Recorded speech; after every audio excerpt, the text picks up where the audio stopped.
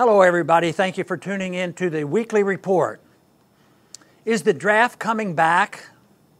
During recent increased U.S.-Iran confrontation, so many people viewed the Selective Service website to find out about the draft that the website crashed.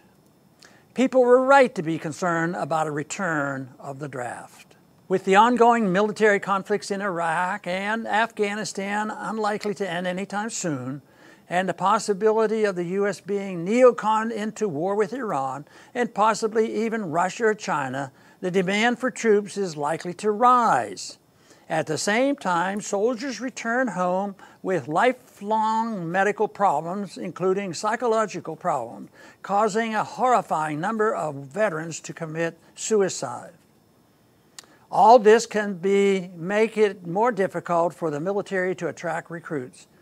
And it can leave a Congress unwilling to pursue non-intervention with a choice: increase spending on troops, pay, and benefits, or bring back the draft. A Congress facing in over $25 trillion debt may reinstate the draft instead of further increasing spending on the troops. Any further draft will probably include women, thanks to judges, politicians, and feminists who think women should have the so-called opportunity to be forced to join the military. A military draft violates the principles that individuals have inalienable rights that no government should violate. A draft also puts all our rights at risk.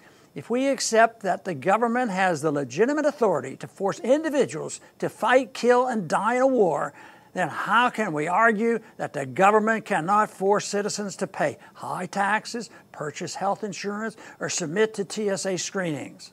How can we argue against the government forbidding people from smoking marijuana or owning an assault weapon?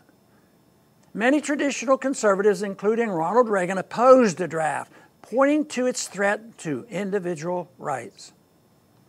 Some anti-war individuals have endorsed the draft on the theory that a draft makes politicians less likely to support war. But the draft did not stop politicians from supporting unnecessary war like World War I, the Korean War, and the Vietnam War. While the draft helped galvanize opposition to the Vietnam War, it took almost a decade of American casualties for opposition to reach critical mass. More importantly, the draft violates the non-aggression principle, which is the moral heart of libertarianism. Advocating use of force to advance even as noble a goal as peace is in itself immoral and sets back the cause of liberty. Some anti-war progressives oppose a military draft but support forcing young people to participate in a national service program.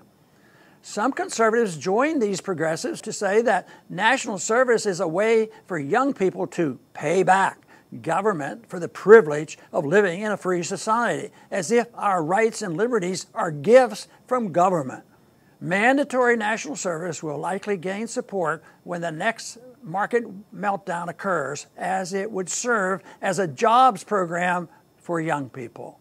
All those who support liberty must be prepared to fight any attempt to reinstate the military draft or to mandate any other type of national service.